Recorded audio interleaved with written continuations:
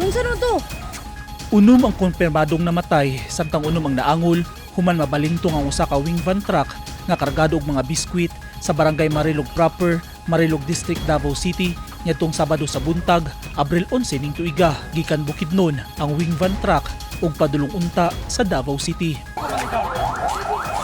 Perting guba sa barangay gym nga naharosa na disgrasya nga wing van truck. Sa kakusog sa dagan, nahayang ang wing van truck na tunungsab nga daghang tawo ang gym niadtong tungura kay dunay gihimong aktibidad. Gawa sa mga namatay ug naangol, nadanyos sab sa wing van truck hasta ang 22 ka mga sakyanan nga gilangkuban sa 18 ka mga motor, usa ka sidecar, duha ka bao-bao, usa ka van ug usa ka AUV. Ang kaning wing van is ko sa iyang pagpadagan. And then something na ay nibuto sa iyang ligit mo ito na tumba. And then ni naadto dito sa barangay hall nga mga activity. Mo ito na ay mga dagang mga sakyanan nga na-damage pod. Patay on the spot ang driver sa wing van, duha niini ka pahinante ug tulusab ang namatay nga bystander.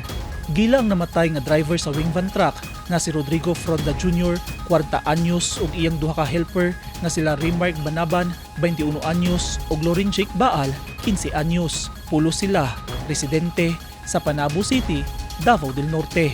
Namatay sab diha ang magtiayon nga sila Manuel Ungando, 37 anyos nga usa ka barangay tanod ug Irene Kalibay Ungando, 29 anyos.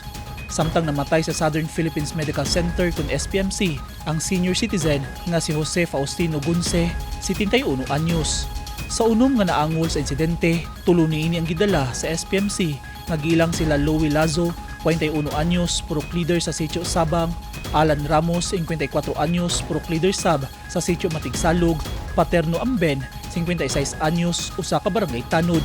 Samtang ang laing tulo pa niini ang wala na nagpadala sa ospital, nagilang sila Judy Pandia, 39 anyos, barangay tanod, Nilbert Mailagan, 27 anyos, nga usa ka purok leader, ug Junel Malyada, 16 anyos.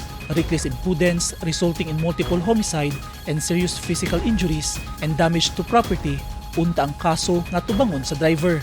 Pero kay namatay man ang responsable, posibleng ang tagya sa wing van truck ang manubag sa nahitabo.